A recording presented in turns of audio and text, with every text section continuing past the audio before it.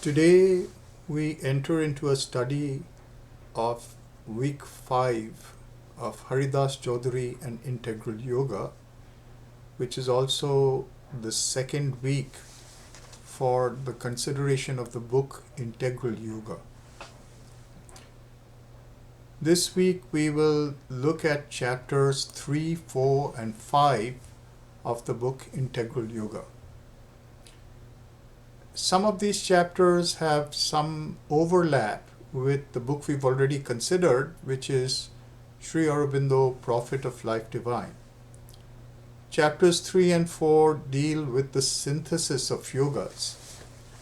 So they also map to some extent with Sri Aurobindo's text Synthesis of Yoga. And they look at some of the traditional paths of yoga that have been developed in India and see what is their utility in the integral yoga as well as what are their limitations. So in considering these various yogas that Chaudhuri introduces in chapters 3 and 4, which are Hatha Yoga, Raja Yoga, Tantra, Bhakti Yoga, Karma Yoga, and what he calls Purna Yoga, and also Jnana Yoga, which is part of chapter 3. We will also look at how these yogas have played a part or not in Sri Aurobindo's own yoga. That is not just his yoga teaching, but his personal practice and experience. So, to enter into a study of these traditional yogas, I'd also like to point to Sri Aurobindo's own synthesis of these yogas in his own life, which we find by the time he goes to Pondicherry in 1912. Rather, he goes to Pondicherry in 1910, but by 1912, we find that he produces a kind of schematic of his own yoga, which he calls the 7 quartets or Sapta Chatushtaya in Sanskrit. Now, we've touched on this in the last lecture, which is lecture 4 of the course, lecture 1 of Integral Yoga, and it offers us an useful structure by which we can look at these particular traditional yogas. This specific structure that Sri Aurobindo creates, the 7 quartets or Sapta Chatushtaya, is not his final structure, or maybe we should say is not the only way we can consider the formulation of the integral yoga.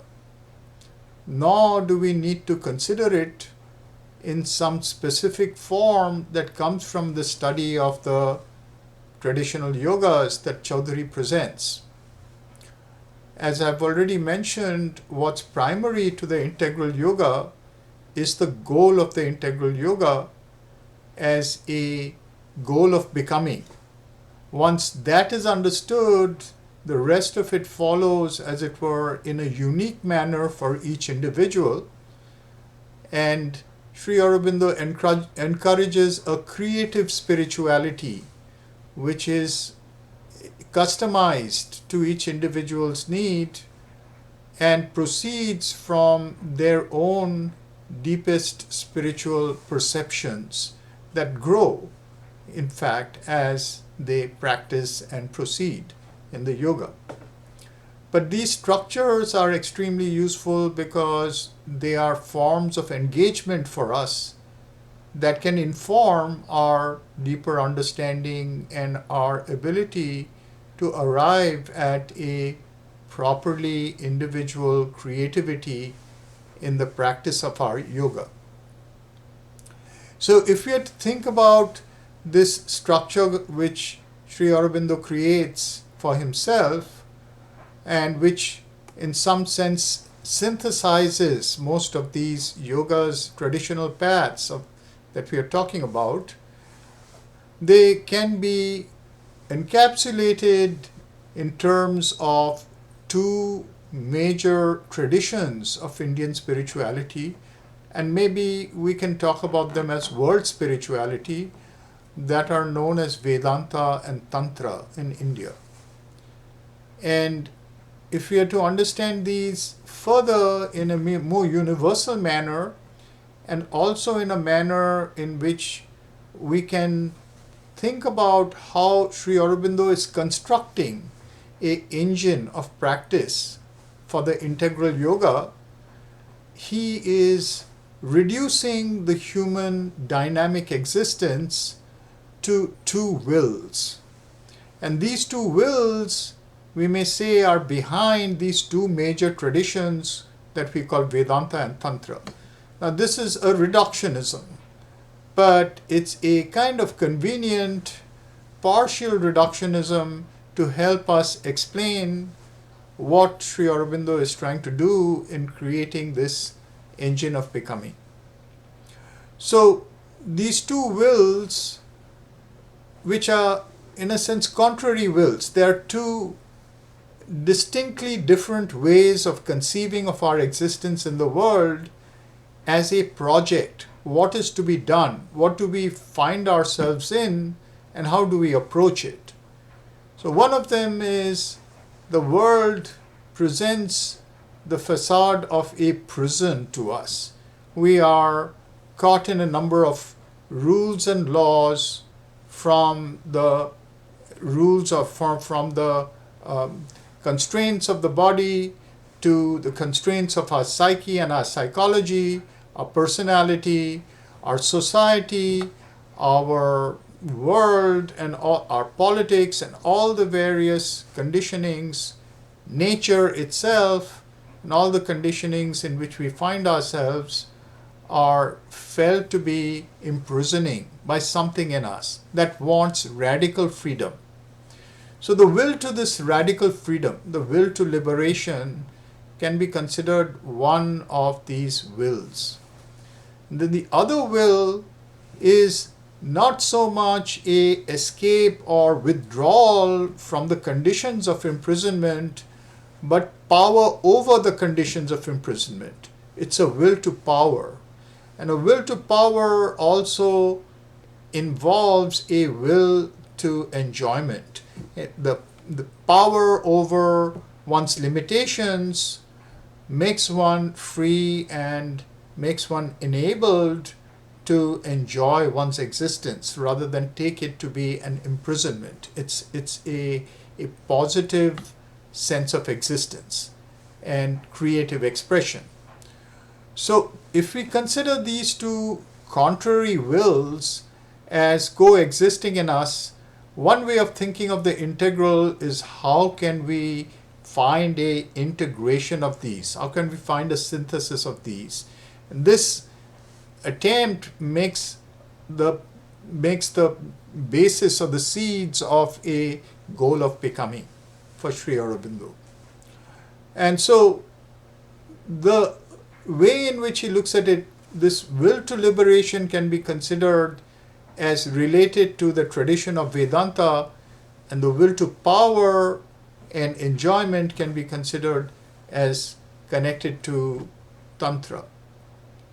In Sri Aurobindo's engine, the design of his sadhana, his yoga practice in the early part of his work in Pondicherry, we see that these two poles are the poles of Brahman, which is pure existence, existence which is free, which we thought of as, or we spoke of as the transcendental existence, and the existence of expression in the world or action. So they are Brahman and Karma.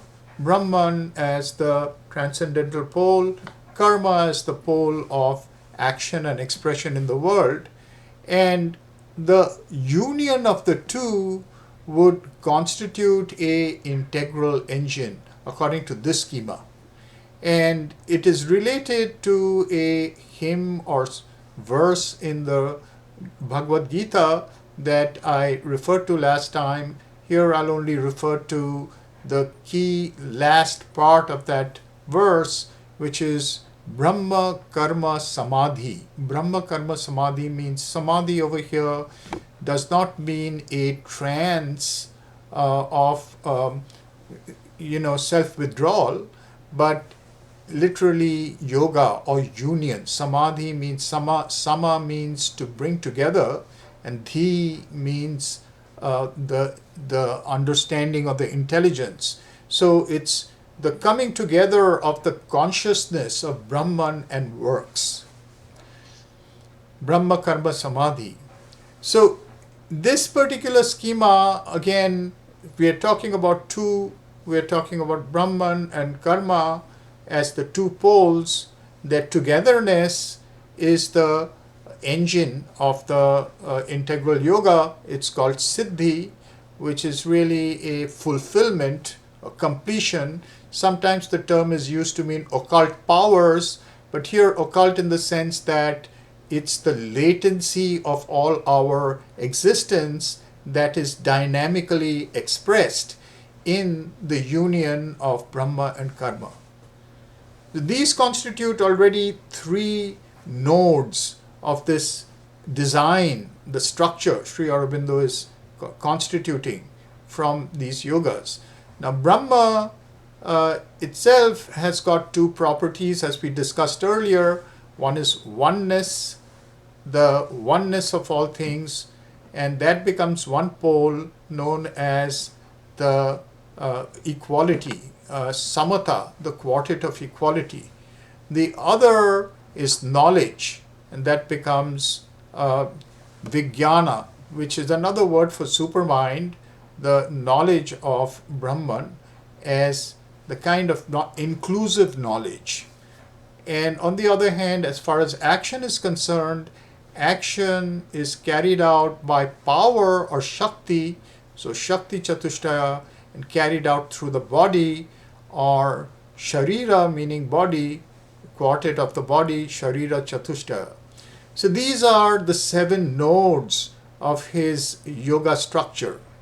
Again, to repeat them: Brahma, Karma, Siddhi, Shanti or Samatha, Vijnana, Shakti, and Sharira. So these are the constituents, and they are aligned so that each one of these are mobilized for a synthetic and integral practice. Now, let's also bring to mind what is the goal, what is the ultimate goal, because this goal which we are talking about as supermind, the ontology of this goal needs to be first established, because all these things that we are talking about can be made, as it were, relative. It does not need to be just this engine. This is one formulation. Sri Aurobindo himself gives us other formulations of the same. So the goal or the ontology of supermind, which is the goal of becoming, is one in which all these many approaches, all our variety of plural experiences are experienced as one, but not one which erases the many, but one which coexists with the many. Now, this is a paradoxical goal.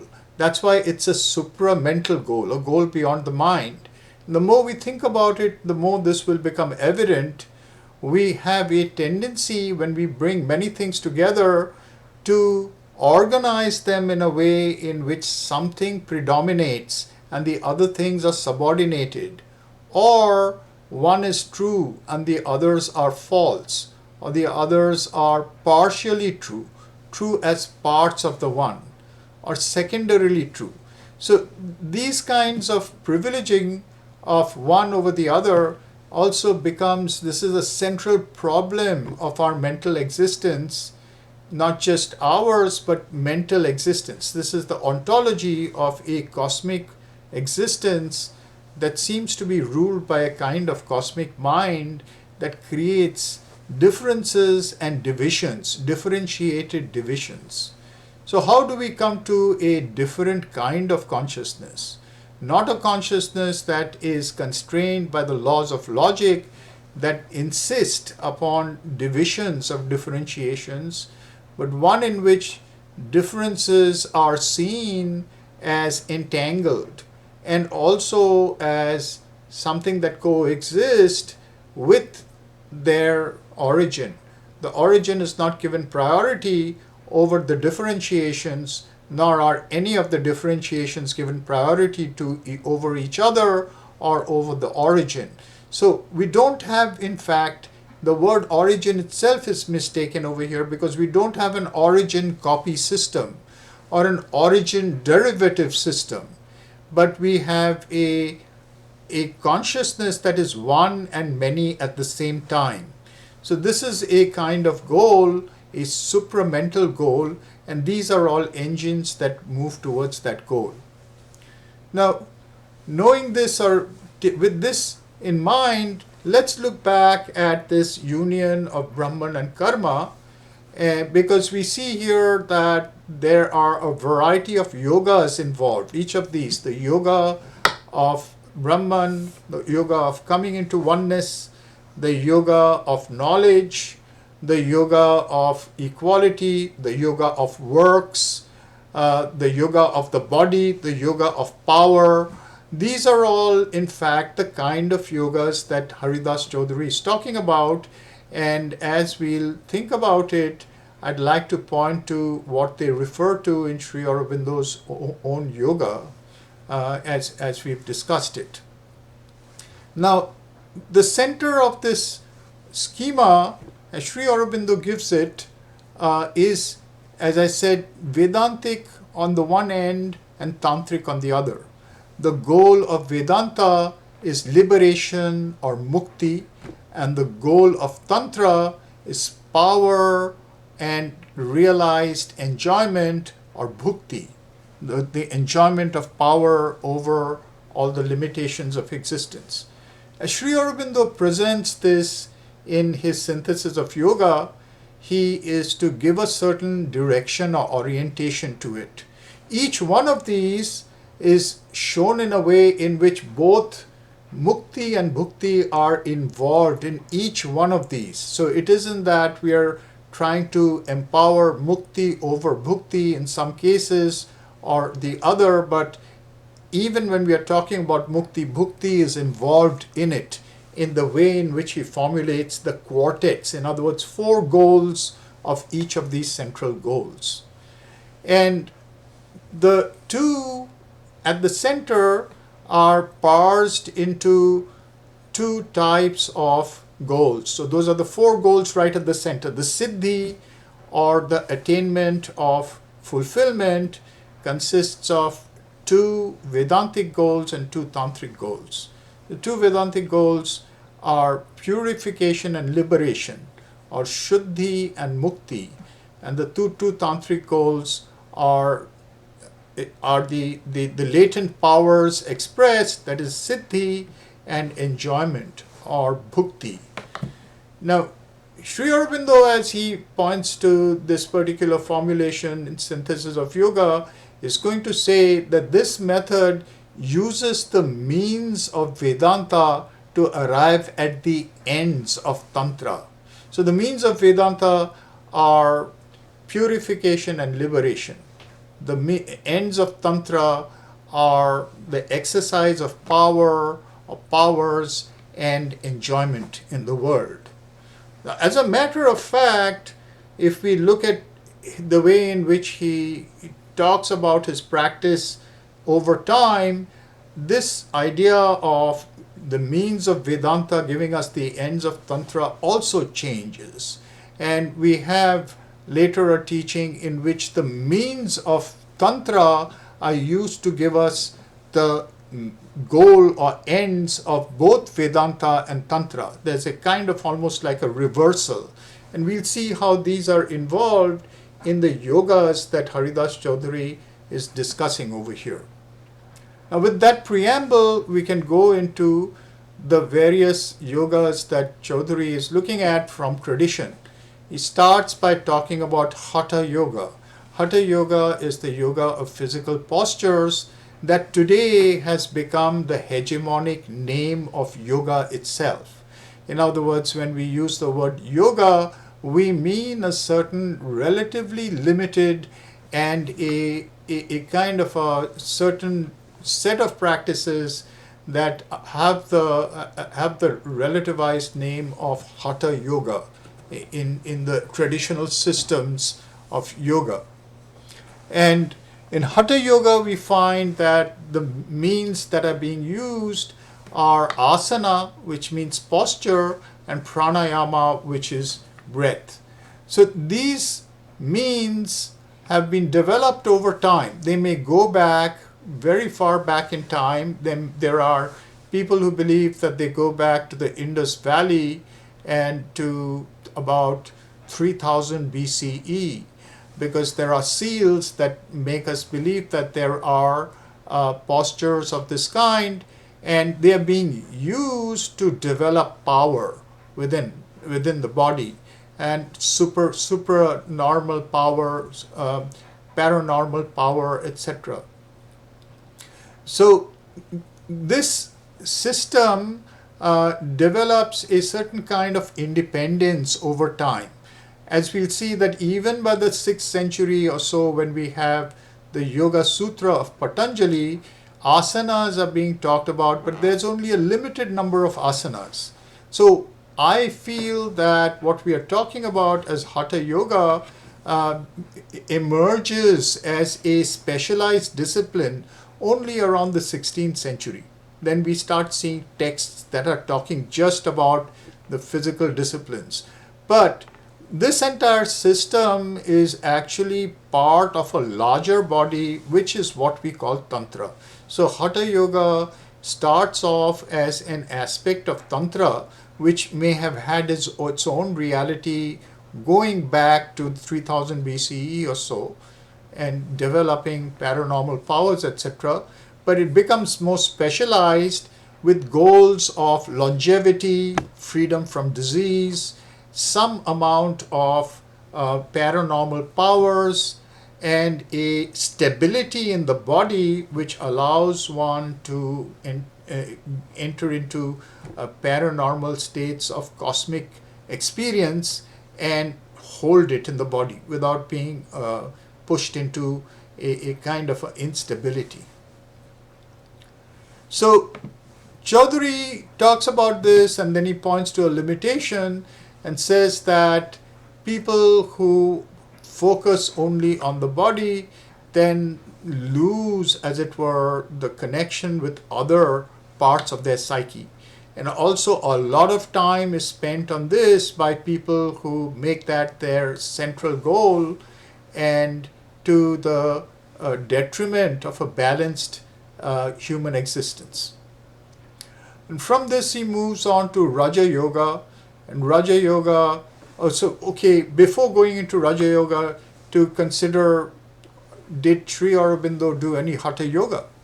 And the answer is yes. He began with asanas. His preferred asana was the headstand, and he did pranayama, a good amount of it, about 2 hours of pranayama each day for some time in the early years when he came back to India and when he started his nationalistic or political activism. But he stopped it at a certain point. He says he did get some powers from it. He had a certain amount of clairvoyance. He could see some things that our normal eyesight doesn't give us. He also developed strength in the body.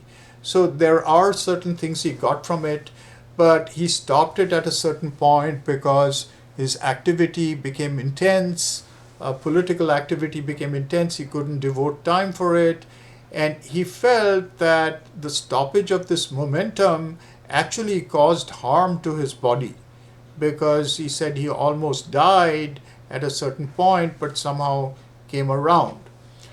He also attributes to this activity later realizations that did not come right then, but he says that it prepared the ground for something later. Should everybody follow these practices? Yes and no. Yes, from the viewpoint that, as we'll see, the body itself as a locus of spirituality is very important in the integral yoga. But it is not necessarily any specific set of spiritual practices as given to us in tradition through Hatha Yoga, or what is being called yoga, that we are called on to practice, but to do whatever we are guided to do to maximize the consciousness of the body and to release it as an independent form of consciousness. The body has its own knowledge and consciousness. Can we release it? And that's essentially, we'll talk about it a little more, but the various powers of the body include its ability to heal itself, come to freedom from disease, and even ultimately pushing its boundaries to physical immortality, which is one of the ancient goals of the Siddhas and of many other ancient traditions, as a goal at least. And then the paranormal powers of the body, the ability to express oneself through paranormal powers, and various forms of physical bliss that the body feels in an intense way to be normalized as the activity of the body, to feel these forms of bliss in one's relations as well as directly as a ontology of the body, of the physical. Then Chaudhuri discusses Raja Yoga. And there he's talking about the traditional Raja Yoga that we find in, as it's discussed in Patanjali's Yoga Sutra, with the Eightfold Path or Ashtanga Path: Yama, Niyama, Asana, Pranayama, Pratyahara, Dharana, Dhyana, and Samadhi. So here we find that Asana and Pranayama, which form the exclusive practices of Hatha Yoga, are included as a part of a larger system in which they're being used as a preparation to bring stability to the body, to bring internality to the body, and then bring about the possibility of a deeper dive into a meditative state. So Yama and Niyama means a kind of set of conduct and a set of practices of behavior by which one is maintained, or one maintains a certain kind of control over the energies of one's life. So Raja Yoga is really aiming at creating a certain type of a balanced personality from which we can take an inner move into a withdrawal of the senses, that is pratyahara, and then the holding of a aim which is transcendental through dhyana, which is one-pointed concentration, and the entry into states of trance, samadhi. So you can see Raja Yoga as a kind of practice that is related to the will to liberation that we spoke about earlier, while Hatha Yoga is more connected with the will to action, or the will to enjoyment and expression that of the body, or through the body, that is the other will. However, they can be brought together as they are in Raja Yoga. Did Sri Aurobindo practice Raja Yoga? Yes, he did. A certain kind, which is what he was taught by his one guru that he encountered during the nationalist period, his political period. He was looking for two things. One is clarity of guidance from within. Can we find something which is unique to our own activity that tells us what is the thing to be done right now? Is there a specific place in the individual will that connects it to a empowering, dynamic, divine will. How do we get into contact with that? And the other thing he was looking for are paranormal powers by which he could maximize the individual body's response to colonialism and the imprisonment and oppression of foreign rule. But the person he came to, he was also the person was not, he was a Vaishnav. In other words, he followed certain paths related to Krishna, and he wanted Sri Aurobindo to develop a certain amount of calm in the mind. So for that, he wanted him to start with some meditation. And the kind of meditation he taught him, he repeats a number of times in his writings. He says it was a form of Raja Yoga meditation in which it is not so much watching the thoughts, it's watching the thoughts, entering into oneself, being able to watch the thoughts, witness the thoughts as they arise in the mind, and being able to intuit their presence even before they formulate themselves in the mind and push them out. So he said it was an outlandish idea for him at first because nothing had prepared him for this kind of an understanding or practice, but he tried and he found indeed that he could follow this set of practices and he could push thoughts out, and in a radical way, in a short period of time, he became thought-free and experienced the unreality of the world, which in Buddhist systems is called the nirvana, a loss of self, and in some other systems are given other names, as in a kind of Maya Vada, unreality of the world. This was a type of liberation. He wasn't looking for liberation as per se at that time, but this is what he received. But this is, as I said, this is only for his own sadhana. He did not complete it. He was not fully satisfied by it because he was looking for something more active, and it gave him something that he wasn't looking for, but he had to live in that condition for almost a year. Next, Chaudhuri talks about Tantra, and as far as Tantra is concerned, just like Hatha Yoga that has hegemonized modern life, particularly in the West, Tantra has developed a certain image in the West which is related to the art of sexual ecstasy. Now this is, of course, a kind of distorted image, but there are some truths to it, which is in the fact that Tantra is life affirming. And at the center of Tantra, as Chaudhuri points out, is Shakti, or power. And power is gendered feminine in the Indian traditions from a very long time. All forms of power, including violent power, power of peace, power of creativity, power of language, all these forms of powers are considered to be goddesses known as Shaktis. So Tantra, as Chaudhuri discusses it, is also a kind of, a certain understanding, let's say.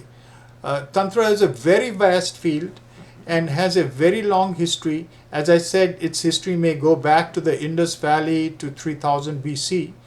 And in its early forms, it's not a philosophically written or even orally structured form.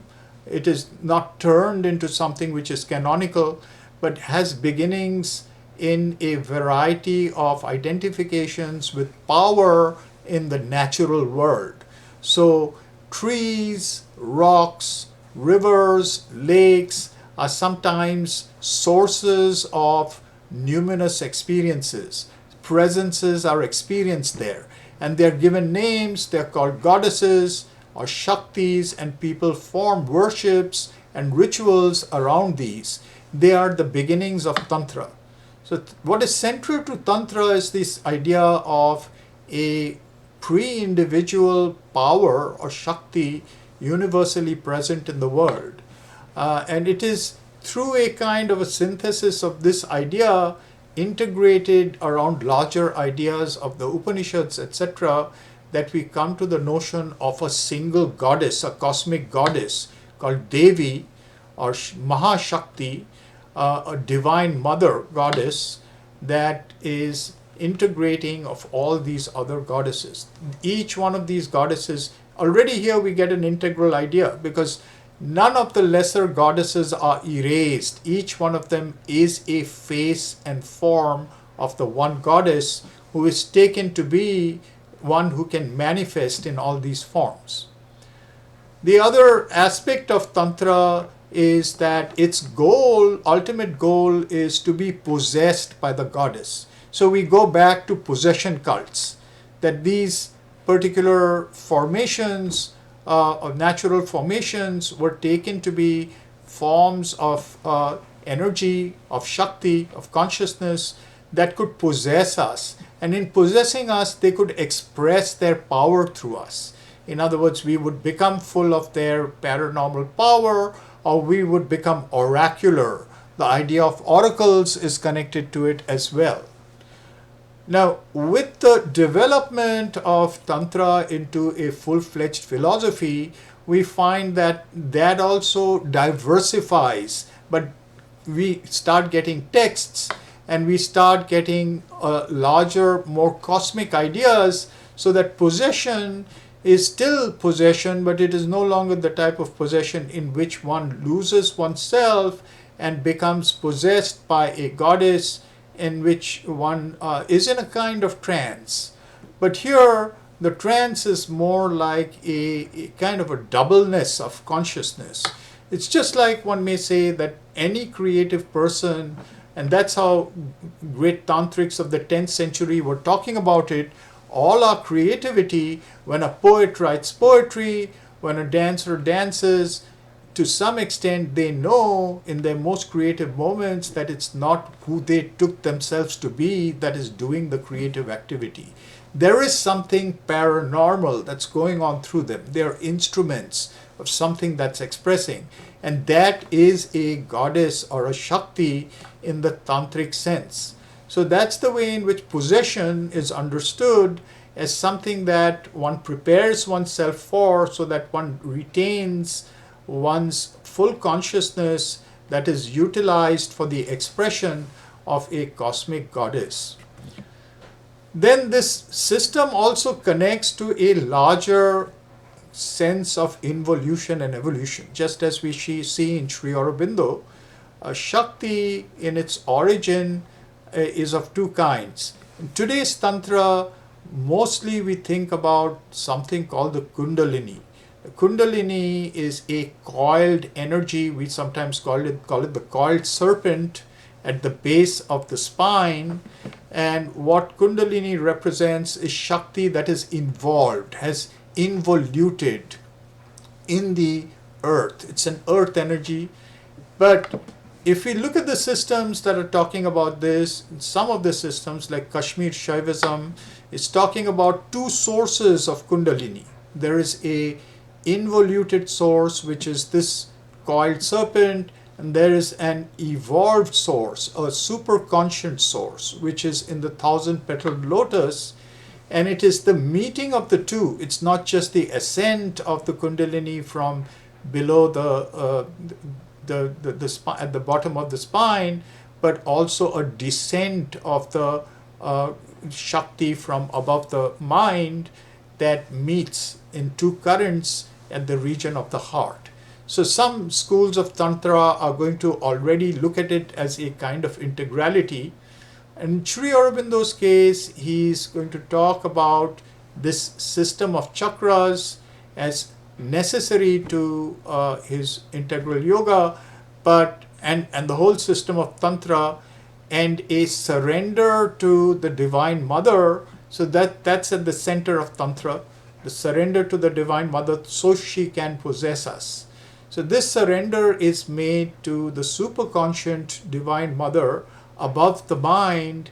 And the reason is that Sri Aurobindo is going to point out that the evolution of the human has brought us to a point where universal Shakti is more available to us. We live in a time in which comparative studies has opened up a universality of the mind, in which one may say that there is a kind of universal mind whose energy or Shakti, whose divine power is available to us if we open up to it. And Sri Aurobindo is not asking us to enter into an esoteric practice in which there is a guru who is aiding the ascent of the Kundalini. If we want to do that, that's fine.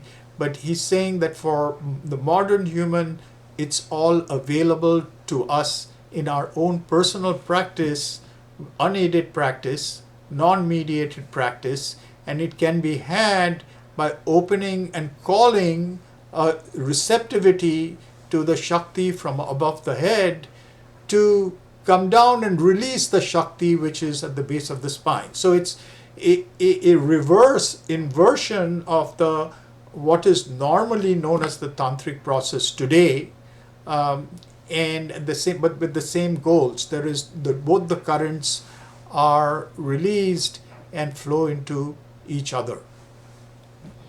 Now, the goals of Tantra are the development of occult powers, magic, creativity, bliss, and physical immortality. All these are goals of Tantra, and these goals also come into the integral yoga.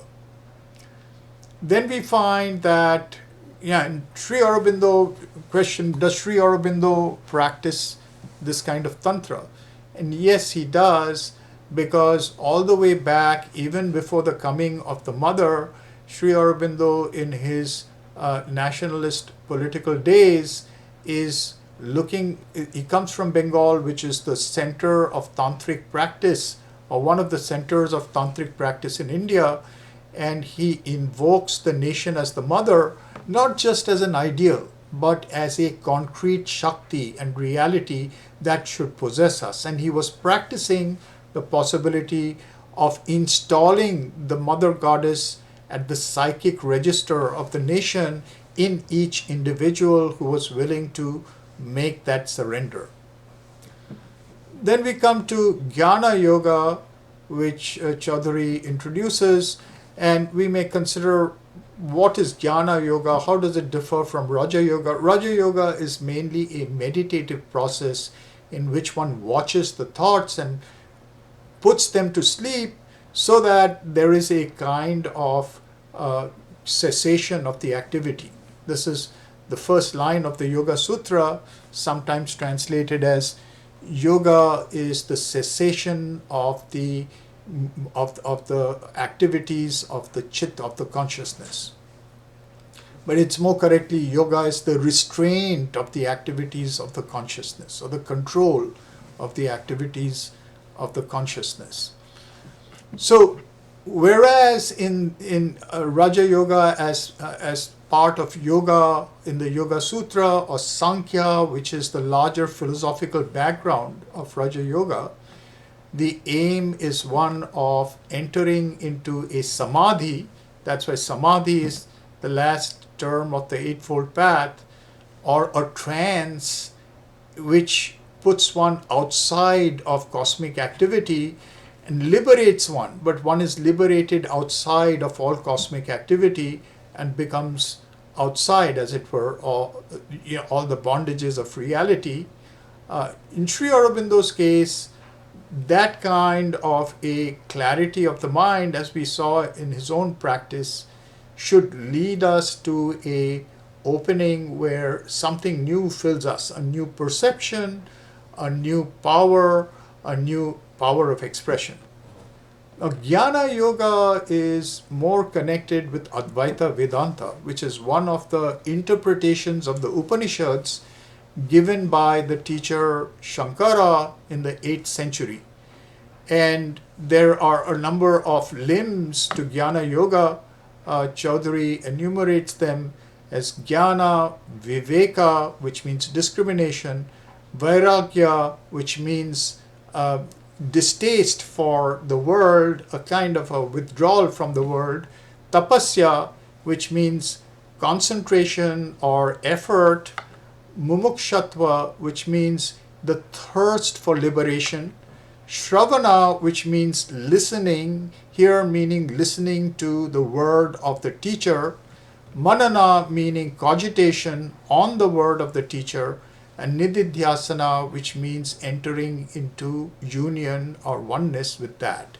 So this is a path which is more oriented towards contemplation, a kind of a wordless contemplation on the words being given by the teacher. And usually when we use the term Shravana or hearing, what we mean are what are called the Mahavakyas of the Upanishads. So the Upanishads have these statements like thou art that, all this is the Brahman, everything is nothing but the Brahman, etc. And these statements, when uttered by somebody who's realized them, have in the very utterance the power of conveying the experience. So the idea is the guru whispers their own power of realization in those words in the ear of a disciple, who then puts the attention fully on that particular hearing, and by doing that experiences as one and repeats it in one's own life and experiences it. The notion of viveka is also related to that. Discrimination. What discrimination means, or tapasya, or application of force, what it means in this particular case is that the person is going to practice the imposition of the Mahavakya, or the imposition of the mantra that one has listened in one's experience in everyday life. For example, in Shankara's teaching, the most primary notion of this achievement or realization is given in the image of the snake and the rope. This is a very famous image. In other words, what he's saying is that when we are under an illusion, we may think that we have encountered a snake, but when we are rid of the illusion, we see that it was just a rope. So it's called adhyaropa. In other words, projection. We project a reality, not that we do it purposefully, but we do it unconsciously because we are made to do it by the illusion producing power of Maya. So viveka or discrimination is constantly keeping a Mahavakya in the front of one's eyes or mind and utilizing it to parse or part the variety of misperceptions that one has. For example, if I am using a Mahavakya like all this is the Brahman, and I look around myself, I see objects, each one of which has a certain kind of semantic power over me because they have utilities, we relate to them, they have a phenomenological field, and that's how we see them. I will take that particular understanding and impose upon it the idea that this is not the object that I think it is, but it is a form of Brahman. So this kind of imposition is viveka or discrimination. I discriminate, but the discrimination has an assumption in it. That assumption is a praxical assumption. It's not an epistemological assumption. It's a praxical assumption in that I'm practicing this truth that I've taken for granted through a certain kind of faith. In other words, Shraddha is a faith because somewhere in myself I have an intuition that this is true. So I practice it, and in practicing it, it comes into reality. So that is the way in which Jnana Yoga works. Now, did Sri Aurobindo practice Jnana Yoga? Yes, he did. And we find that he did it in this sense, or in this reduced sense, not as the word of a guru, though the guru did tell him how to practice Raja Yoga. But he did deep studies into the Upanishads. he translated them and interpreted them, and he took these Mahavakyas really seriously.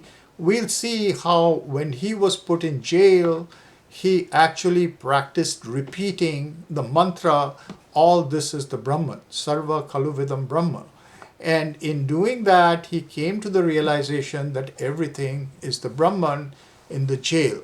So the Jnana Yoga was something in this sense that he was practicing. Then we move to chapter 4, and Chaudhuri is talking about 3 other kinds of yogas over there, Bhakti Yoga and Karma Yoga, and then what he calls Purna Yoga. Now, Bhakti Yoga is the path of devotion and divine love. And there, Chaudhuri is talking about a kind of hierarchy of relations that one can have towards the divine, first as a kind of servant of the divine, Dasya, then as a friend of the divine, Sakya. These are degrees of intimacy. And Vatsalya, which is a kind of relationship of father to child or a filial relationship. Then finally there is a relationship of a lover, Madhurya. And so this almost like a hierarchy of intimacy and relationship can be practiced to enter into a state of oneness in duality. The goals of this yoga of devotion and love are not a unity that erases, a non-duality that erases the self and the divine and becomes one, but that maintains a difference for the sake of relation. There's a famous, tantric, sort of yogi by the name of Ram Prasad, who is supposed to have said, why should I become sugar? I want to taste sugar. So this is the whole idea of becoming one with the divine and maintaining a difference because of the bliss of relationship. And that's what is behind bhakti. And Sri Aurobindo is empowering this. Did he practice it in his own life? Sri Aurobindo, from the very early parts again in his political activity, is talking about the yoga of the Gita, and he's saying that there is a master of our works. In other words, if we are to answer the question, what is it that we need to do in the world?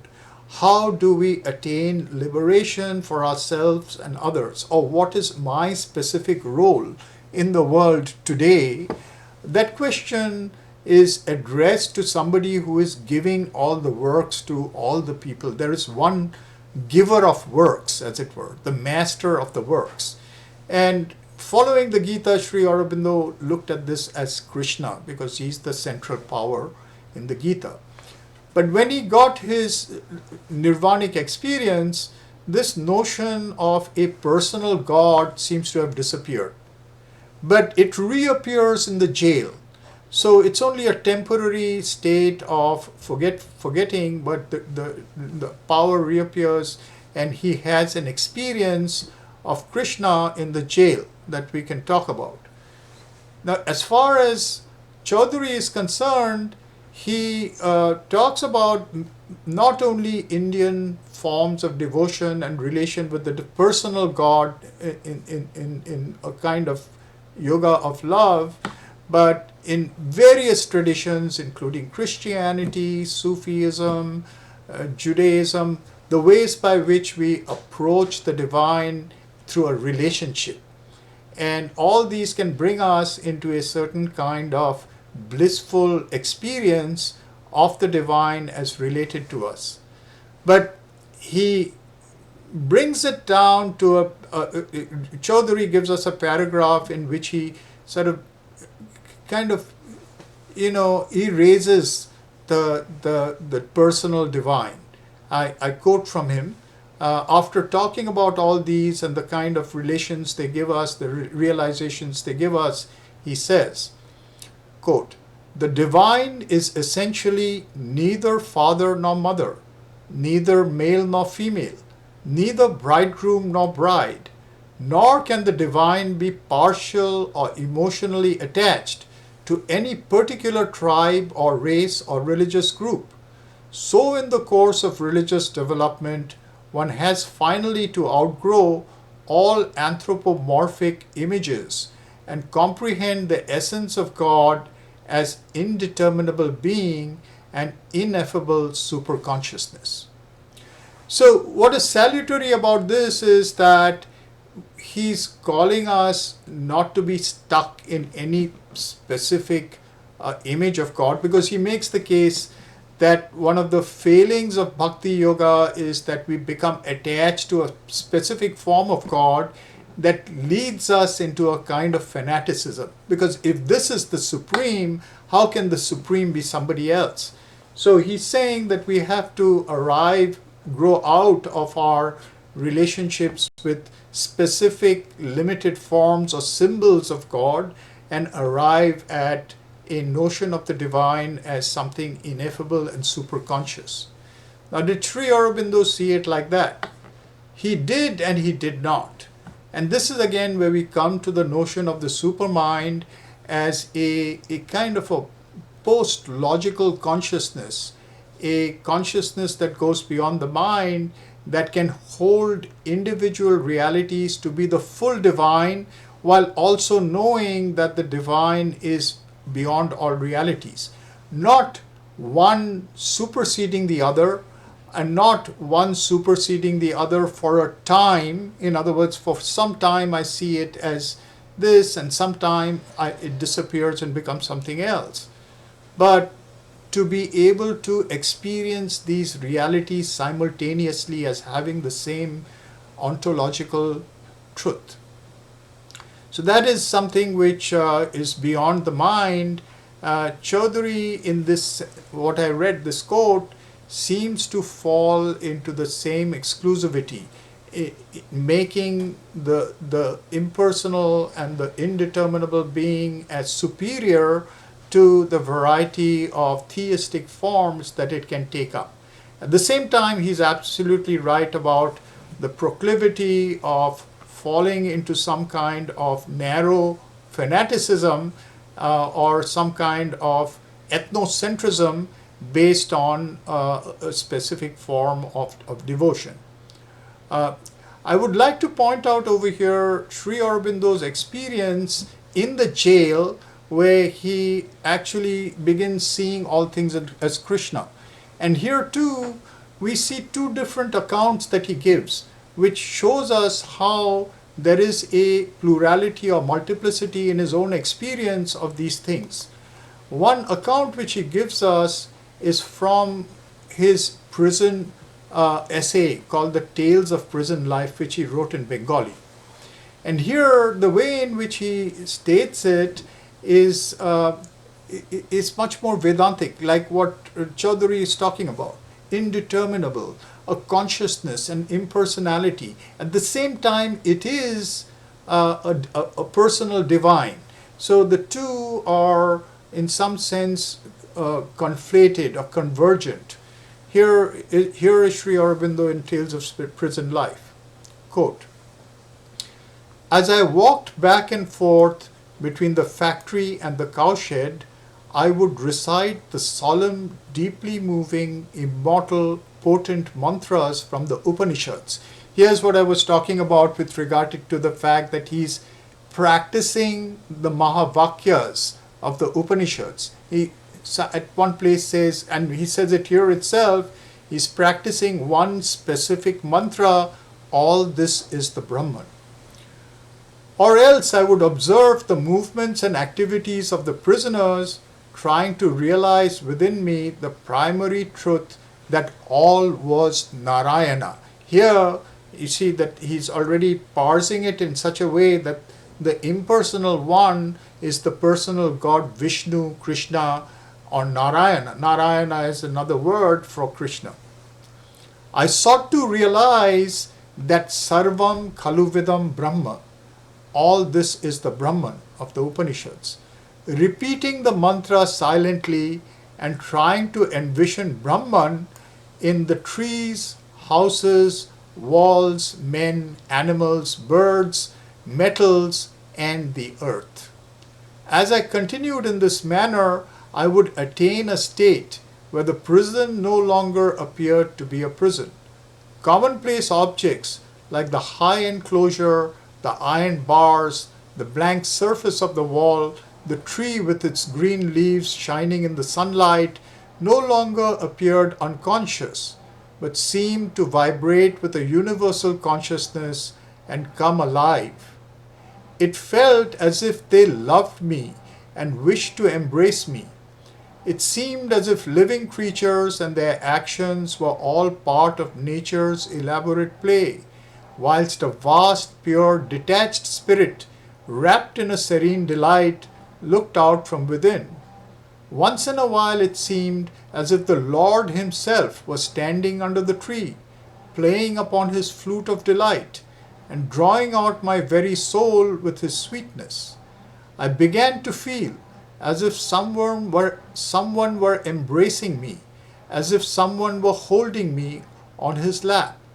The development of these emotions overwhelmed my body and mind, and a pure and wide peace reigned everywhere. It was an indescribable state. The hard cover of my life opened up, and there was a free outflow of love for all creatures from within." Unquote. So this very interesting experience that Sri Aurobindo is talking about over here is one in which he is actually not only this. We started with by talking about this experience ontology of imprisonment, and he's literally in a ontology of imprisonment. He's in the prison, and he's liberated from that by this experience. At the same time, it is not just an experience of liberation, but an experience of enjoyment, as we can see. Both the Vedantic and the Tantric are combined over here. There is a liberation, but at the same time, this liberated being is a person. He gives the image of Krishna playing his flute, or he gives the image of a lover over here that is holding him in his arms, as it were. So we find that now the other place where he talks about this is in a speech he gave after he came out called the Uttarpara speech. And there he describes the very same thing in a different way. He talks about the walls and the tree and even the cot, the blanket, as the arms of his lover and friend. And so here we find almost a quasi-erotic relationship with the divine as a person that he is experiencing. So it's this multiplicity that he brings into play when we talk about the devotional aspect or the yoga of bhakti. Then the next yoga Chaudhuri considers is karma yoga, which is the yoga of the Gita. And that, as I pointed out, is one of the central ways in which Sri Aurobindo begins his engagement with yoga in his political days by asking the question, what is the work to be done? Which is the central question that Arjuna is asking Krishna in the Gita. And to get to that, Chaudhuri points out that it has a few stages. First, one has to develop a relationship with the giver of work, the master of the works, the master of the yoga. One has to feel that whatever one does is being given to us by a power that is the one will working in the world. And my question is, how am I going to act? What am I going to do to that power? As the openness and the way to do that, as the Gita points out, is first, whatever one does, one offers it with this faith or shraddha that there is such a being, and one is calling that being, is receptive to that being and calling that being to accept one's work and correct one if one needs to do something else. So that's how one proceeds, by offering the fruits of one's action to the Lord of the works. In this case, for Sri Aurobindo, it was Krishna. but it doesn't need to be one specific person. It can even be something impersonal that that Chaudhuri is talking about here. Now, as one proceeds, the kind of creative condition that I was talking about earlier starts developing, because one's sense of self and of the self being the worker is more and more taken over by the sense of being an instrument and a creative force that is greater than oneself working in one. And as this grows, this relationship with the master of works increases to the point where one starts perceiving that there is only one worker in the world. That's the divine at work in all things, including oneself. And that's the achievement of the karma part of karma yoga. And Sri Aurobindo was definitely practicing this, and in fact that's an aspect of the integral yoga.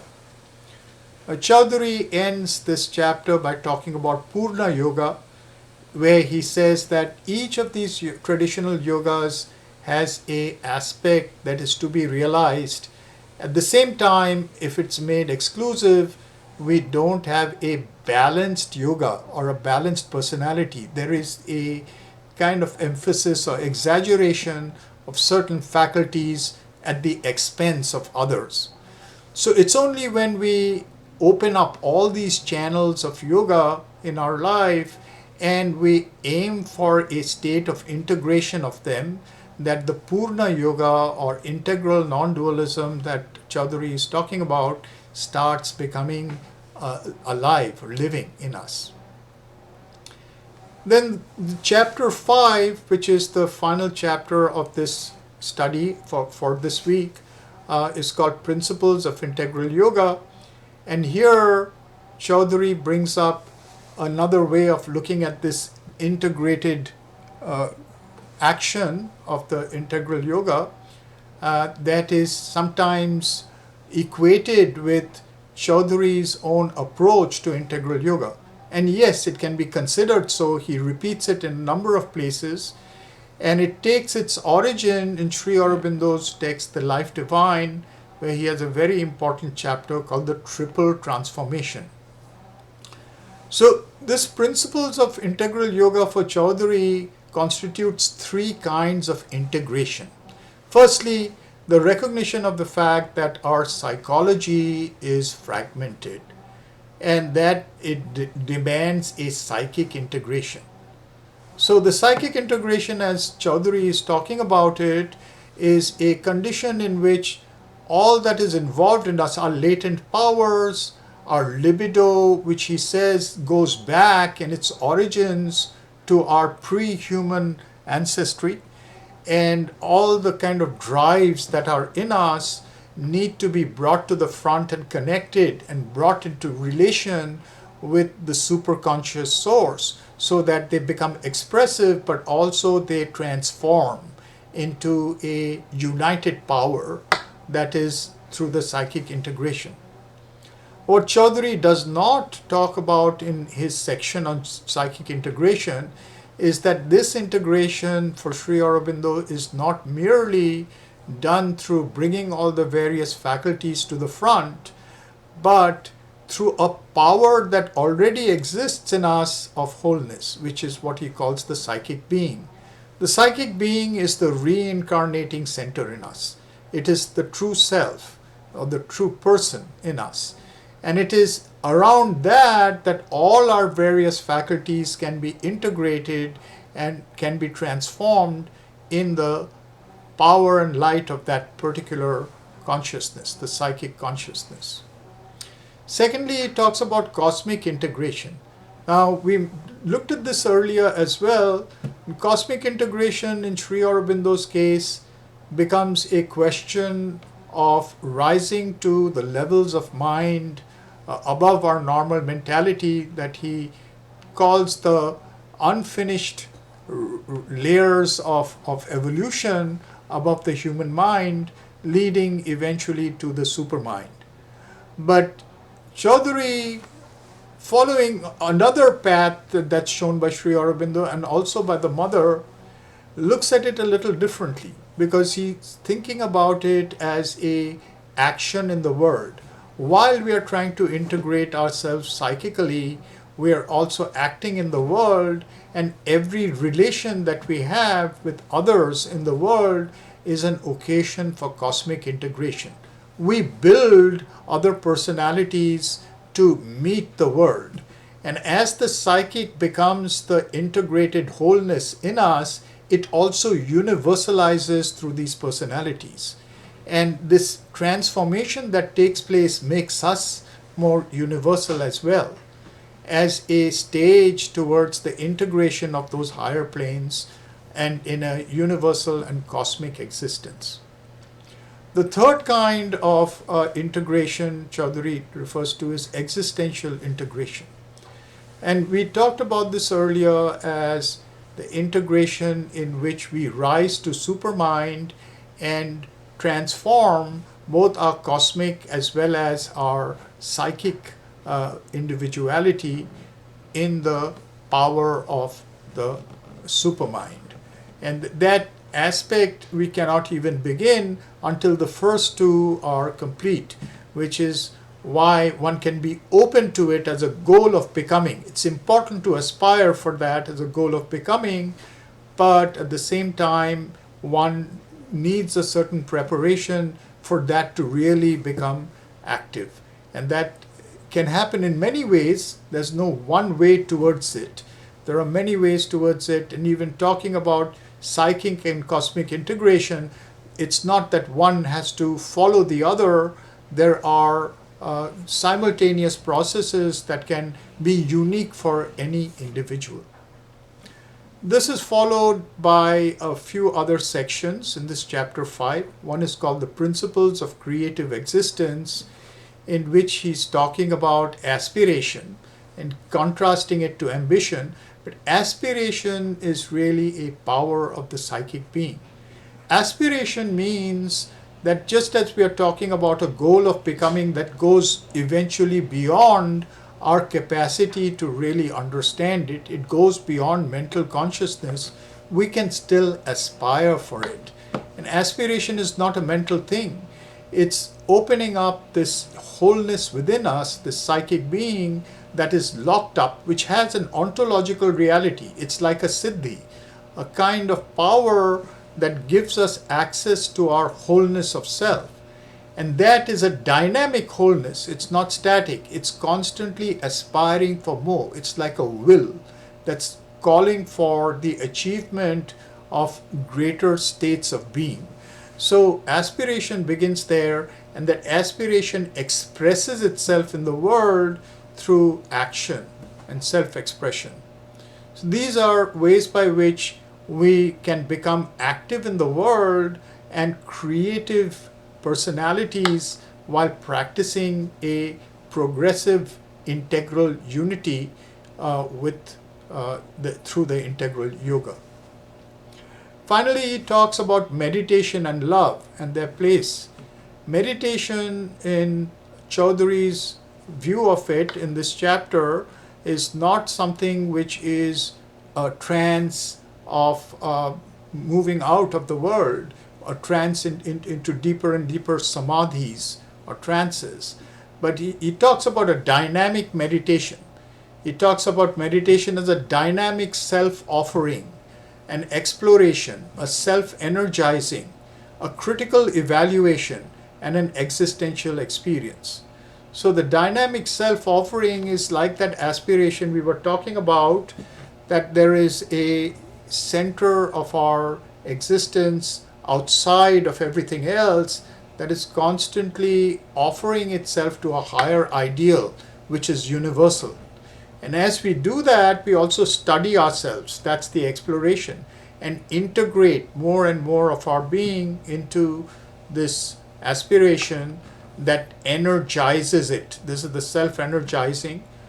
But it also involves a critical evaluation, and ultimately leads, because the critical evaluation is not based on a presumption, just like we find in the case of Jnana Yoga. Viveka is a presumption, because one already knows or takes a certain goal and uses it as the perception with which one imposes it on the perception of the world. Here, critical evaluation or discrimination is a intuition that we grow through contact with a larger existence that is drawing us. And finally, existential experience is a ontological change that occurs through this process, but it doesn't occur in a way that takes us away from the world, but gives us a greater power of creative living. And finally, he has a section on love or Leela, where he's saying the very meaning of all this is the play of the divine in the world. Leela as cosmic love. We are conducting this particular kind of yoga, the integral yoga, so as to experience the one in many bodies, the one that is at play with its own infinity, and the bliss of that infinity at play is the collective condition of the relational bliss play of the one. And that is, in a sense, the goal of a divine life. That is the conclusion of this study of the chapters 3, 4, and 5 of Integral Yoga of Haridas Chaudhuri.